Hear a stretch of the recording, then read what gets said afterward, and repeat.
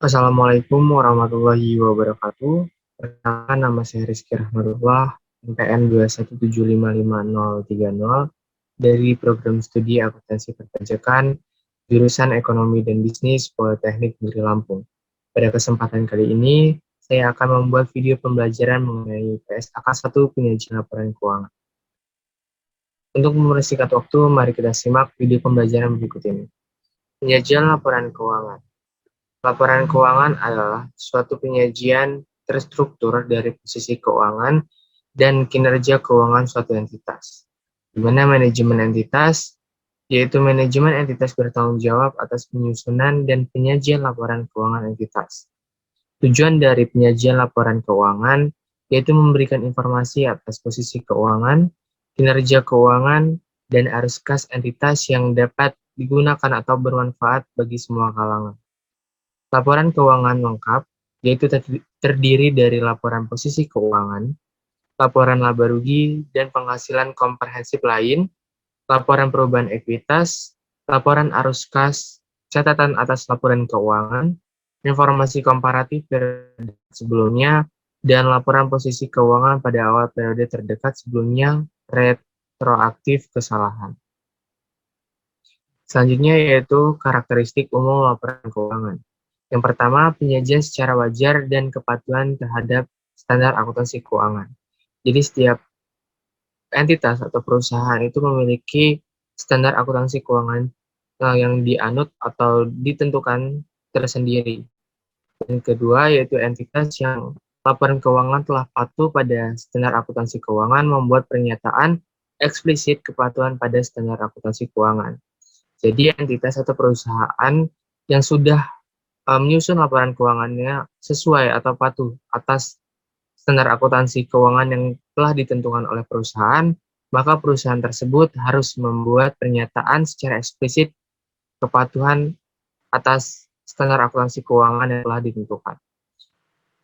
Yang ketiga yaitu entitas tidak dapat memperbaiki kebijakan akuntansi yang tidak tepat baik dengan pengungkapan atau materi penjelasan. Yang keempat, yaitu dalam keadaan yang sangat jarang, ketika manajemen menyimpulkan bahwa kepatuhan terhadap standar keuangan akan memberikan pemahaman yang salah, entitas memberikan pengungkapan. Jadi pada suatu saat ketika manajemen menyimpulkan atas pernyataan standar akuntansi keuangan yang memiliki kepahaman yang salah atau memiliki penyimpangan, maka entitas atau perusahaan tersebut harus memberikan pengungkapan atas kesalahan tersebut. Terus yang terakhir yaitu adalah dalam penyusunan laporan keuangan, manajemen membuat penilaian terhadap kemampuan entitas dalam mempertahankan keberlangsungan usahanya. Selanjutnya yaitu perubahan kebijakan akuntansi, penyajian kembali retrospektif atau reklasifikasi. Entitas menyajikan laporan posisi keuangan ketiga pada posisi awal periode tersebut sebelumnya sebagai tambahan laporan keuangan komparatif minimum jika entitas menerapkan kebijakan akuntansi secara retrospektif, membuat penyajian kembali retrospektif atas pos-pos dalam laporan keuangan atau reklasifikasi pos-pos dalam laporan keuangan. Dan penerapan retrospektif, penyajian kembali retrospektif atau reklasifikasi memiliki dampak material atas informasi dalam laporan keuangan pada awal periode sebelumnya. Entitas menyajikan 3 laporan posisi keuangan, yaitu pada akhir periode berjalan, akhir periode sebelumnya, dan awal periode. Jika entitas merubah penyajian atau pengklasifikasian, entitas mengungkapkan sifat, jumlah, dan alasan reklasifikasinya. Selanjutnya yaitu identifikasi laporan keuangan. Entitas mengidentifikasikan laporan keuangan secara jelas dan membedakan dari informasi lain dalam dokumen publikasi yang sama atas penyajian informasi yang terdiri sebagai berikut, yaitu ada nama entitas atau perusahaan dan periode laporan yang dilaporkan. Yang kedua, apakah laporan tersebut bersifat individu atau satu atau kelompok. Yang ketiga adalah tanggal akhir periode atau periode yang dicakup. Dan yang keempat ada mata uang pelaporan, mata uang apa yang digunakan oleh entitas tersebut atau perusahaan tersebut dalam penyusunan laporan keuangan. Dan yang terakhir adalah pembulatan yang digunakan dalam laporan keuangan tersebut. Selanjutnya yaitu laporan posisi keuangan. Informasi minimal disajikan dalam laporan keuangan dapat ditambah jika penambahan tersebut relevan. Jadi, suatu informasi dikatakan relevan, maka dapat ditambahkan pada laporan keuangan suatu perusahaan tersebut. Yang kedua adalah penyajian dalam line sendiri atau dalam notes tergantung dari materialitas informasi tersebut. Jadi,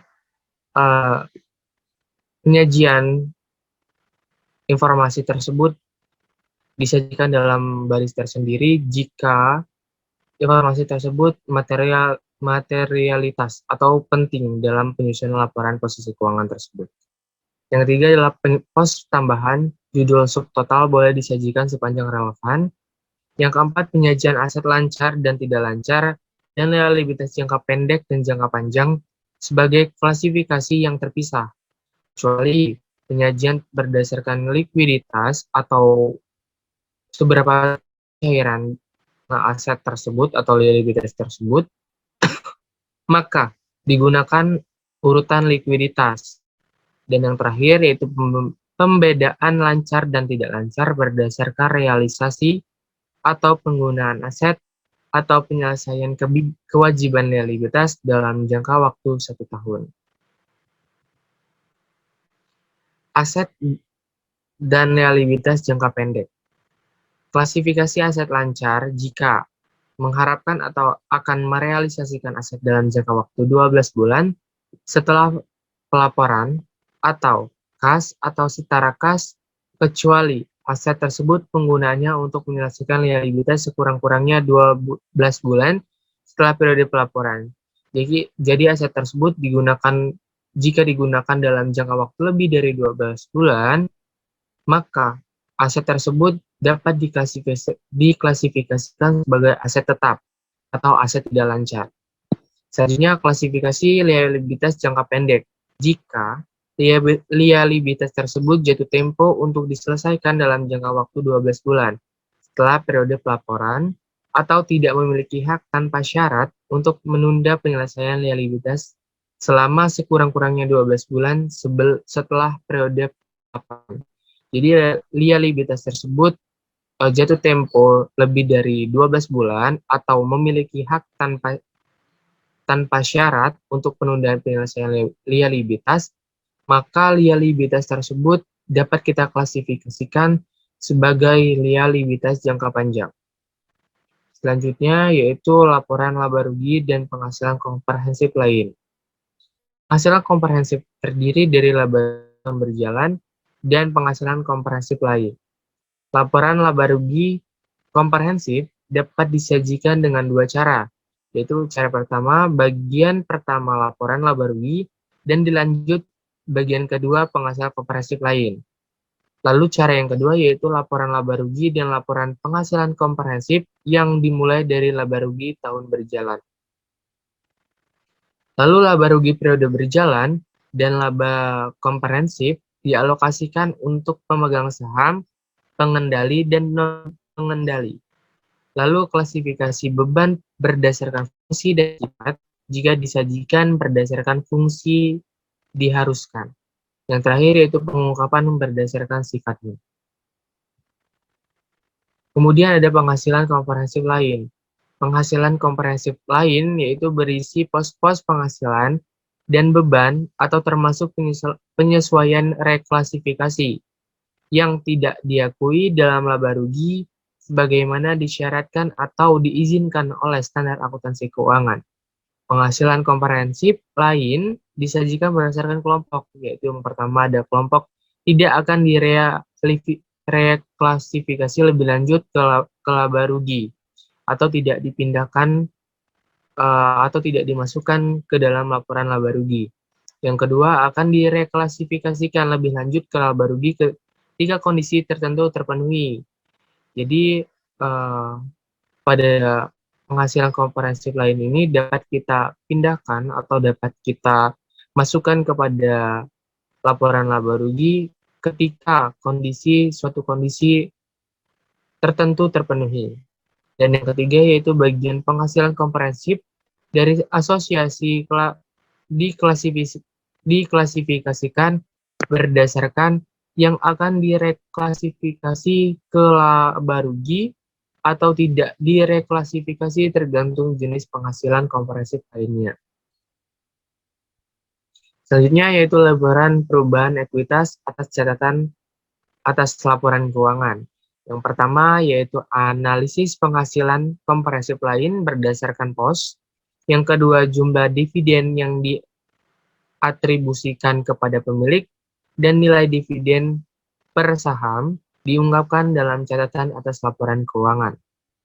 Dan yang ketiga yaitu penyajian dibedakan untuk masing-masing kelas, yaitu ada kelas modal di setor, saldo akumulasi dari penghasilan komprehensif, dan saldo laba. Selanjutnya itu ada catatan atas laporan keuangan. Yang pertama, menyajikan informasi dasar penyusunan laporan keuangan dan kebijakan akuntansi.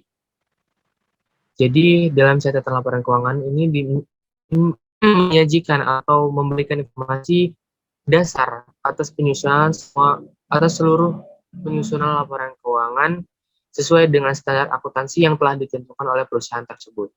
Yang kedua yaitu mengungkapkan informasi yang disyaratkan SAL yang tidak disajikan di bagian manapun dalam laporan keuangan. Dan yang ketiga memberikan informasi yang tidak disajikan di bagian manapun dalam laporan keuangan, tapi informasi tersebut relevan untuk memahami laporan keuangan.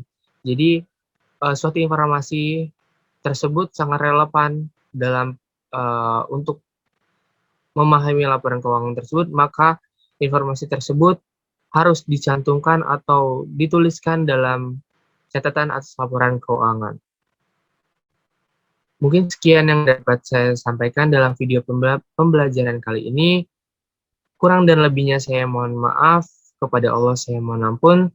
Saya akhiri wabillahi taufiq wal hidayah. Wassalamualaikum warahmatullahi wabarakatuh.